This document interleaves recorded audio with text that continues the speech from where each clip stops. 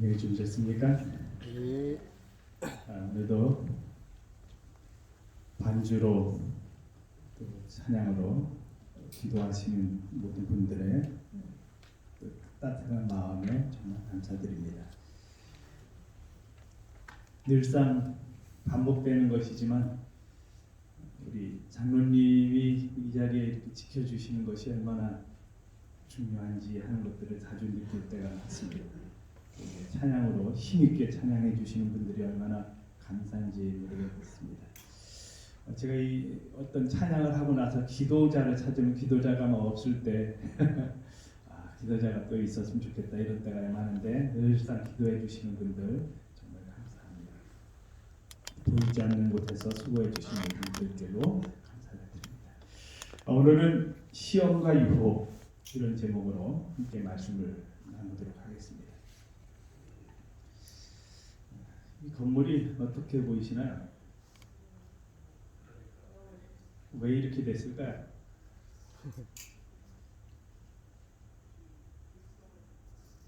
지진 났나 같은데. 지진 나오겠습니까?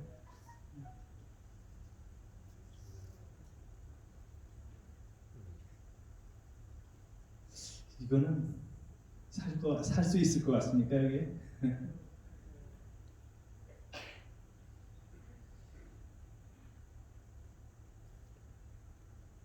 이곳은 부산에 있는 건물인데 이제 거의 완공 단계에 있었고요.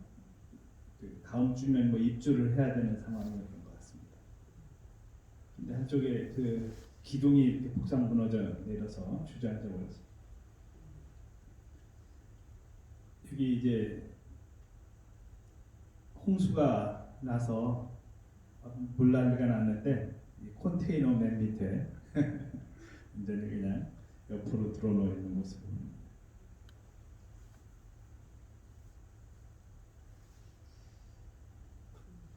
이 집도 왜 이렇게 됐습니까?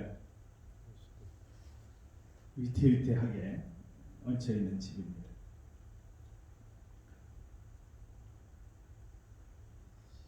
하나같이 살 수 없는 집이에요, 그죠?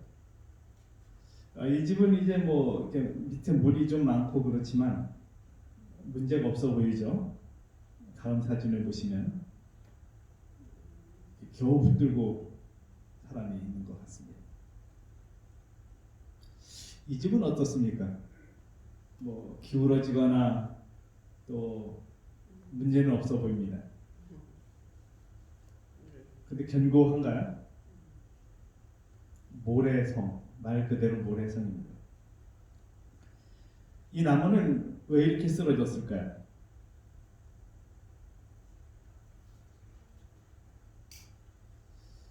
이 나무를 좀 자세히 보시면 뿌리가 좀 어떻게 보이시나요?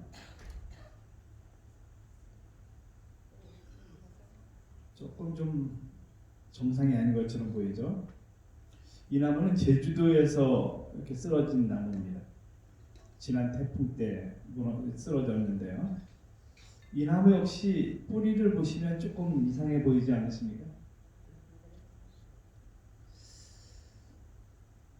우리 하나님의 말씀에서 마태복음에 그러므로 누구든지 7장 24절 그러므로 누구든지 나의 이 말을 듣고 행하는 자는 그 집을 반석 위에 지은 지혜로운 사람 같으리니 비가 내리고 창수가 나고 바람이 불어 그 집에 부딪히되 무너지지 아니하나니 이는 주초를 반석 위에 놓은 까닭이요 나의 이 말을 듣고 행하지 아니하는 자는 그 집을 모래 위에 지은 어리석은 사람 같으리니 비가 내리고 창수가 나고 바람이 불어 그 집에 부딪히되 무너져 그 무너짐이 심하니라. 거의 기울어진 집들은 기초적인 문제가 있습니다. 어디 한쪽이 무너졌거나 아니면 어느 한쪽이 흙이 파내져서 갔거나 여러 가지 이유들이 있습니다. 오늘 마태복음 6장 13절의 말씀을 기초로 해서 시험과 유혹이라는 제목으로 말씀을 드리려고 합니다. 우리를 시험에 들게 하지 마옵시고 이 시험은 두 가지가 있습니다. 하나는 하나님께서 허락하시는 시험이 있습니다. 하나님께서 우리가 시험을 주시는 것은 아니지만 시험 당함을 허락하십니다. 대표적인 예로 욥이 그런 경험들을 합니다. 그 다음에 사탄에 의한 유혹, 미혹이 있습니다. 이것은 상당히 좀 중요한 문제이기도 합니다. 제가 얼마 전에 이상도 박사님의 어디 다락방 기도 행가에서 강의하시는 강의를 좀 들었습니다. 그분이 이런 얘기를 했습니다. 이단에서 나왔다고요. 이단에서 나왔다고. 그러면서 안식일 교회에 대한 이야기를 했는데 왜 내가 안식일 교회로 갔는가라는 문제를 이야기했습니다. 하나님의 말씀을 보니까 율법은 1.1획도 어떻게 되지 않는다고요? 변하지 않는다. 그래서 1.1획도 이렇게 흐트러지지 않는다. 그래서 그것은 천지가 없어지기 전에는 1.1획도 변함이 없다라는 말씀을 자기가 읽었습니다. 그래서 하나님의 말씀대로 살아야 되는구나. 그래서 보니까 안식일이 토요일이다. 그래서 안식일 교회로 갔다는 것입니다. 가서 이제 생활을 하면서 이렇게 봤는데 어느 날 안식일 교회 집사님 한 분이 왔는데 이 심판 문제 가지고 나는 구원을 받을 수 없다. 이렇게 하는 모습을 봤다는 것입니다. 그래서 심판 문제를 이렇게 전에는 그걸 잘 몰랐는데 알고 나니까 심판이라는 것이 자꾸 있다고 하고 나는 없다고 생각하는데 그래서 그 심판 문제 때문에 구원과의 관계에서 이렇게 흔들리는 모습을 보면서 이게 아니구나. 그래서 나왔다는 것입니다. 제가 그 이야기를 들으면서 이런 생각이 들었습니다. 심판이 없다 하는 그래서 이설을 주장하는 모습들을 봅니다. 근데 또 다른 문제도 있다는 생각을 했습니다. 우리는 이곳에 머물러 있지만 심판으로 인해서 구원관이 흔들리는 내 자신이 있다는 그것도 문제라는 사실입니다. 이설로 인해서 내가 심판이 없다라는 사실 때문에 그걸 믿는 마음 때문에 그걸로 흔들려서 나가는 사람들도 있지만 또 다른 우리가 남아있는 우리 자신의 모습 속에서 뭐가 문제예요? 심판으로 인해서 구원관이 흔들리는 것도 문제라는 사실을 우리가 느끼게 됩니다. 하나님의 율법도 마찬가지입니다. 제 친구가 있는데 장로교인이에요. 그런데 늘 이런 말 합니다. 율법주의. 그러면서 율법은 패했는데 라고 이야기합니다. 율법이 패했다고 생각하는 것 참 큰 문제입니다.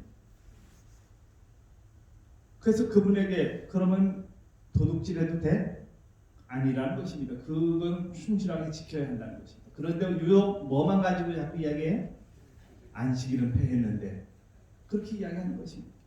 왜 그게 말이 되냐? 그러면 말이 된다는 것입니다. 영혼불멸에 관련된 문제도 자기는 이해가 안 된다는 것입니다. 내가 죽었으면 천국을 가야지 왜 이 땅에 있냐는 것입니다. 그래서 그럼 나사로가 왜 예수님이 나사로를 살리시면서 그 무덤에 가서 나오라고 했냐? 하늘을 보고 나오라고 해야지. 그랬더니 그건 아직 못 갔다는 것입니다. 그러면서 말하기를 사람들이 죽으면 바로 천국 갔다라고 또 이야기합니다. 이게 말이 이렇게 서로 앞뒤가 안 맞는 모습들을 봅니다. 그런데 제가 그걸 따지려고 하는 것이 아니라 율법이 패했다고 하는 그 주장도 문제가 있지만 율법에 갇혀서 율법주의로 살아가는 것도 문제가 있다는 것입니다. 그거는 우리가 문제라고 생각하지 않는 경우들이 많습니다. 그래서 우리는 율법이 예를 들어서 이분을 싫어하시는 분도 있고 좋아하시는 분도 있겠는데요. 윤석열 총장이 어떤 심판을 기다리겠습니까? 아니면 심판을 두려워하고 있겠습니까? 어떤 법의 판단을 좋아하겠습니까? 싫어하겠습니까? 좋아하죠. 그래서 지난번에 그것이 이렇게 바뀌니까 바로 기다렸다는 듯이 출근하는 모습을 봅니다. 이게 기다린 것입니다. 그거는 그 사람에게 정말 중요한 문제입니다. 심판은. 그죠? 예. 그게 심판이 없으면 안 되는 상황이었습니다. 또 우리가 그런 심판을 기다려야 하는데 심판이 자꾸 뭐예요? 내가 구원받지 못하지 이쪽으로만 포커스를 자꾸 맞추는 것입니다. 그렇게 살아가는 것도 문제라는 사실을 우리가 봅니다. 오늘 우리의 삶에서 어떤 시험과 유혹이라는 문제에서 왜 이런 말씀을 드리는가? 우리의 삶에서 정말 어떤 그 옳고 그름을 제대로 판단하는 어떤 기준이 있는데 너무 지나친 것도 문제고요. 너무 무관심한 것도 문제고요. 그래서 우리가 균형을 지킬 줄 알아야 한다고 생각을 합니다. 제가 신앙적 오리엔테이션 할 때 항상 절제 이야기를 합니다. 절제 이야기에서 정말 절제는 중요하다. 그래서 절제는 과감하게 해로운 것을 끊는 것이다 라고 이야기합니다. 그런데 또 중요한 절제는 내가 지금 정말 중요하고 좋은 것인데 그걸 지나치게 하는 것이 문제다 이렇게 이야기합니다. 그랬더니 어떤 분이 그 지나침의 기준이 뭐냐 이렇게 저한테 물으셨습니다. 지나침의 기준은 어떤 기준으로 이렇게 해야 되느냐. 그래서 제가 그것은 자신에게 달렸다라고 이야기합니다. 내가 지금 10km를 걷는 것이 무리고 5km만 걷는 그게 기준이다 라고 표현을 해드렸습니다. 우리가 이제 어떤 것들을 이렇게 하면서 하나님의 말씀도 그렇고요. 나는 이 심판 문제를 감당을 못하고 있는 어떤 믿음의 분량이 있어요. 근데 그걸 자꾸 거기에다가 기준을 맞춰서 내가 지금 거기에 따라가려고 하는 사람들이 있습니다. 이제 기준이 이렇게 점점 말씀을 대하면서 조금씩 바뀌어가는. 근데 그 어떤 진리가 바뀌는 것이 아니라 내가 지금 처해 있는 상황, 내 상황에서의 어떤 기준이 있다고 하는 것을 봅니다. 근데 중요한 것은 그 기준이 예수님을 중심으로 한 것이 되지 않으면 흔들릴 수밖에 없다는 것입니다. 여기 오늘 마태복음 24장 24절에 거짓 그리스도들과 거짓 선지자들이 일어나 큰 표적과 기사를 보여 할 수만 있으면 누구도 미혹하겠다고요? 택하신 자. 이 택하신 자는 태어나면서 미리 점 찍어서 아예 구원받도록 정해진 사람, 그런 사람을 택하신 자라고 하나요? 이미 그분께로 마음이 이렇게 가 있는 사람, 그래서 하나님을 우선적으로 선택할 줄 아는 사람, 그것이 그의 생활의 전부인 사람을 택하신 자라고 할 수 있습니다. 택하신 자라고 합니다. 그래서 고린도전서 10장 12절에 보면 그런즉 선줄로 생각하는 자는 넘어질까 조심하라 이렇게 말씀을 해주십니다. 그러면 왜 하나님께서 시험을 허락하실까? 시험을 허락하시는 이유는 이제 조금 있다가 말씀을 보면 여러 각도에서 나오지만요. 우리로 하여금 흔들리지 않게 하시는 것이 하나님의 뜻입니다. 그래서 첫째는 우리가 흔들리지 않으려면, 시험에 굳게 서려면 깨어있어 기도하는 삶이 필요합니다. 그래서 예수님은 마가복음 14장 38절에 시험에 들지 않게 뭐 하라고요? 깨어있어 기도하라. 마음에는 원이로되 육신이 약하도다 하시고. 그래서 제자들에게 깨어있으라 그렇게 말씀하시고 겟세마네 동산에서 기도하시는데 한참 기도하다가 와보시니까 어때요? 자고 있어요. 자고 있는데 자는 정도가 어떤 정도로 잡니까? 완전히 골아 떨어져서 잡니다. 그래서 예수님이 이제 깨우시고 또 다시 가서 기도하시고 이런 과정들이 반복이 됩니다. 그때 만약 베드로가 깨어있어 기도했더라면 뭐 하지 않았을 겁니까? 배신하지 않았어요. 부인하지 않았을 겁니다. 예언의 신에 그런 말씀이 있습니다. 베드로가 만약 그 순간 예수님이 원하시는 그 순간 깨어있어 기도했다면 베드로는 예수님을 부인하지 않았다라고 표현하고 있습니다. 근데 이제 시험이 우리에게 옵니다. 근데 고린도전서 10장 13절의 말씀을 보면 사람이 감당할 시험 밖에는 너희가 당한 것이 없나니. 며칠 전에 이제 그 인터넷을 이렇게 보다가 한 드라마가 이렇게 잠깐 잘 짤막하게 잘려져 있는 것을 봤습니다. 그랬더니 한 여인이 이렇게 막 이렇게 뭔가 안 풀리다가 잘 좀 되고 있는데 갑자기 암이 왔습니다. 그랬더니 그 여인이 하나님께로 막 향해서 이렇게 이야기하는 것입니다. 감당할 시험만 주신다면서요. 왜 저에게 이런 것을 허락하시나요? 라고 하는 모습을 봤습니다. 그 여인이 감당할 시험인 것 같아요. 그죠? 우리가 살아가면서 나에게 어떤 시험들, 시련들이 올 때가 있습니다. 그런데 그 시험은 감당할 시험이라는 것입니다. 감당할 수 있는 시험이라는 것입니다. 그래서 피할 길을 하나님께서 또 내주시는 모습들을 봅니다. 가랴부분기 2권 21페이지에 보면 사단은 자꾸 우리를 유혹하려고 합니다. 그래서 처음에는 뭘 넣어요? 틈을 약간 만들고 그 틈에다가 쐐기를 박습니다. 저는 시골에서 이제 태어나서 이 나무 하는 일들을 많이 했습니다. 장작을 패는데요. 장작이 어떤 것은 이 옹이가 많아서 잘 안 패지는 것들이 있습니다. 그럼 이제 한번 이렇게 하고선 도끼를 찍고 그 틈바구니에다가 쐐기를 하나 이렇게 해서 도끼 부러진 거 이런 거 가지고 많이 했던 것 같아요. 도끼를 여기다 놓고 그 도끼를 이제 막 박아요. 그러면 이제 갈라지는 모습을 봅니다. 쐐기는 하나의 틈을 이용해서 뭔가를 자꾸 이렇게 벌어지게 하는 데 역할을 합니다. 근데 여기 사단은 작은 쐐기를 이용하여 자기 스스로 비집고 들어갈 것이며 쐐기들이 박힐 때에 틈이 벌어집니다. 우리 실생활에서 실물 교훈으로 많이 보지 않습니까? 그런 것들이 오늘 우리의 삶에서 끊임없이 사단이 이용하는 방법이라는 것입니다. 자, 그 다음에 22쪽에 보면 주님께서 순수한 빛의 통로를 가지고 계실 때는 항상 위조물들도 많이 있다. 비슷한 것이 많이 있다는 것입니다.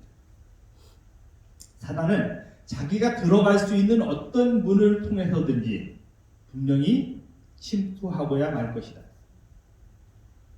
오늘 우리의 마음의 생각을 사단은 모릅니다. 근데 어떻게 생각을 읽을까요? 우리가 행동을 통해서 나의 습관을 통해서 그런 것들이 있습니다.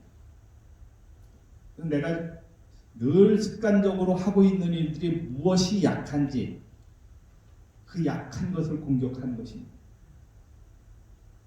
그래서 나는 이 부분에서 정말 강하다라고 생각하는데 어느 순간 그 유혹이 오면 넘어지는 모습들을 봅니다. 그래서 영원하다는 것은 없다는 사실들을 보게 됩니다. 나는 이 부분에 정말 강하다고 생각했는데 그것이 아님을 깨닫는 때가 많습니다. 작은 틈을 이용해서 비집고 들어가는, 그래서 결국에는 넘어지게 하는 것이 사단의 전략임을 알 수 있습니다. 50쪽에 보면 우리들은 누구나 다 심하게 유혹을 받게 될 것이며 우리들의 신앙은 최대한으로 시련을 받게 될 것이다. 우리들은 하나님과 산연합을 해야 하며 신의 성품에 참여하는 자들이 되어야 한다. 그렇게 할 때에 우리들은 원수의 계략에 기만을 당하지 않게 될 것이며 정욕으로 인하여 세상에서 썩어질 것을 피할 수 있을 것이다. 시험은 다 받습니다. 또 이런 말씀이 있습니다. 실무기원 60쪽에 보면 하나님의 말씀을 받는 자들은 어느 누구도 고난과 시험을 면할 수 없다. 그러나 환난이 올 때 참된 그리스도인은 불안해하거나 불신하거나 낭망하지 않는다. 이 차이입니다. 모든 사람들은 시련을 받습니다. 시련이 옵니다. 그 시험을 하나님께서 허락하시는 것입니다. 시험을 주시는 것은 아니죠. 허락하시는데 그 허락하시는 이유는 감당할 시험을 주십니다. 그 감당할 시험에서 우리가 이길 수 있는 방법은 불안해하거나 초조해하지 않는 마음을 겸비하는 것입니다. 우리의 마음이 참 중요하다는 사실을 너무나 자주 느낍니다. 어떤 환우들 이렇게 보면 마음을 이렇게 편안하게 가지거나 마음에 어떤 짐들이 해결되었을 때 회복이 빨라지는 모습들을 확인할 수 있습니다. 그런데 그렇게 빨라지던 모습에서 조금 또 다른 어떤 불안한 모습들이 오면 이렇게 몸이 달라지는 모습들을 봅니다. 우리의 생활 속에서 우리는 누구나 고난이 있습니다. 그러나 그 고난을 올 때에 받아들이는 마음의 자세들이 어떤 결과로 장래가 결정될지에 대한 부분이라는 사실을 봅니다. 자, 그 다음 말씀 봅니다. 비록 우리가 사건의 정확한 결과를 알 수 없고 그 일에 대한 하나님의 섭리를 분간할 수 없지만 우리의 담대함을 버리지 말아야 한다. 우리는 하나님의 그윽한 자비를 기억하고 우리의 염려를 그분에게 맡기는 동시에 인내로서 그분의 구원을 기다려야 한다. 또 다른 모습 좀 이제 이따가 읽겠지만요. 어떤 가장 낙담적인 순간에도 포기하지 말라는 말씀들을 봅니다. 그런 말씀 보면 투쟁을 통하여 영적 생애는 힘을 얻게 된다. 시련을 잘 견디게 되면 그것이 견실한 품성과 보배로운 영적 미덕을 개발시켜 줄 것이다. 믿음과 온유와 사랑의 완전한 열매는 흔히 풍파와 역경 속에서 가장 잘 성숙된다. 그 접붙임 책을 쓰신 이주영 장로님이 이런 말씀을 제가 그 강의를 이렇게 듣다가 이런 말씀하시는 것을 봤습니다. 우리가 품성이 변화가 안 되는 것은 씨의 문제라는 것입니다. 씨를 어떤 씨가 심어지느냐에 따라 다른 것이 종자 문제라는 것입니다. 종자가 바뀌어야지 그냥 내가 가지고 있는 뭐 예를 들어서 씨를 심으면 피가 날 수밖에 없다는 것입니다. 근데 그 씨를 자꾸 변화시키려고 한 것이 우리가 지금 가지고 있는 생각이라는 것입니다. 그래서 자꾸 그 씨 안에서만 변화되려고 노력을 하니까 뼈가 달릴 수 없는 것입니다. 그런데 종자가 바뀌면 그걸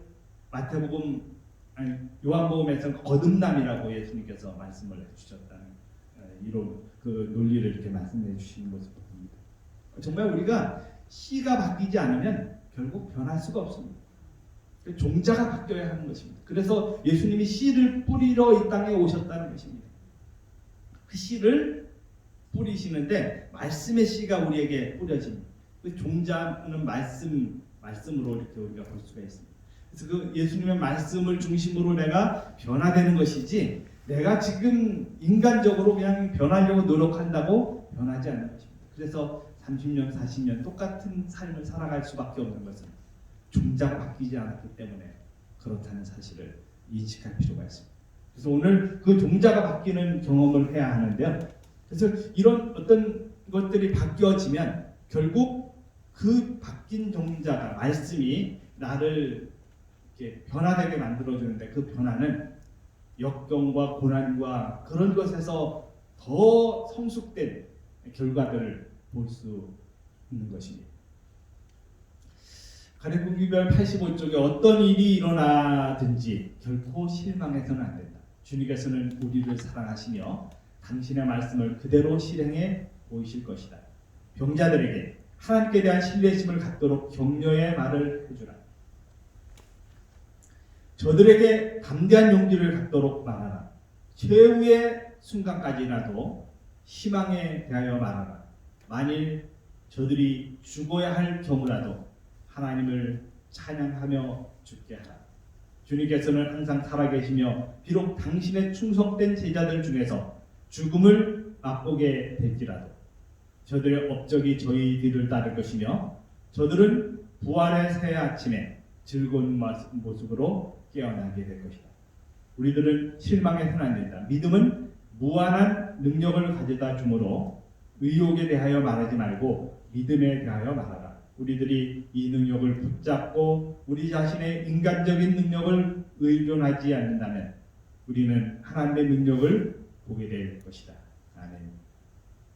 어떤 경우라도 실망하지 말라고 말씀하십니다. 실망할 수밖에 없는 상황이 내 앞에 전개된다 할지라도 믿음으로 주님을 바라보는 일이 최고의 선택이 되어야 합니다. 그래서 최고의 순간까지도 희망만을 말하는 것은 그리스도인이 가진 특권과 은혜라고 생각을 합니다. 그래서 96쪽에는 이런 말씀으로 교훈을 주십니다. 모든 영혼에게 싸워서 얻어야 할 천국이 있으며 멀리 피해야 할 지옥이 있다. 그리고 하늘 천사들은 시련을 당하고 시험을 받는 영혼에게 도움을 주려고 항상 준비하고 있다. 천사는 내 옆에서 나를 도와주려고 기다리고 있다는 것입니다. 그래서 두려워할 필요가 없습니다. 아빠가 옆에 있으면 아이들이 두려워하지 않는 모습을 봅니다. 위험한 순간에 언제든지 손을 내밉니다. 그것이 아이들의 믿음의 원리입니다. 그 아이들처럼 우리는 어떤 순간이든지 믿음의 손을 주님께로 향할 필요가 있습니다. 그렇게 하지 않기 때문에 자꾸 실망하고 좌절하는 것입니다. 오늘 하나님 안에서 그분 안에서 생활하는 특권을 우리가 오늘도 누리고 살아갑니다. 여전히 우리는 그분께서 주신 은혜 안에 머물 수 있는 특권과 은혜를 받았습니다. 얼마나 감사한지 모릅니다. 아멘. 그래서 때로는 시련이 온다 할지라도 그 시련이 결코 나를 넘어뜨릴 것이 아니고 감당할 시험만 허락하시는 하나님의 은혜를 오늘도 누리게 되기를 바랍니다. 그 여인처럼 왜 감당할 시험만 주신다고 하면서 이런 시련을 주시나요? 이렇게 하는 것이 아니라 하나님께서 나에게 주신 매 순간의 경험들은 나로 하여금 온전한 품성을 이루게 하기를 원하시는 그리고 하루를 위해서 준비하게 하시는 하나님의 사랑의 섭리라는 사실을 기억하시기 바랍니다. 때때로 우리가 하는 어떤 노력과 결과들이 율법주의로 비춰질 수도 있습니다. 제가 하는 행동들을 자꾸 율법주의라고 하는 친구를 보면서 답답할 때가 많습니다.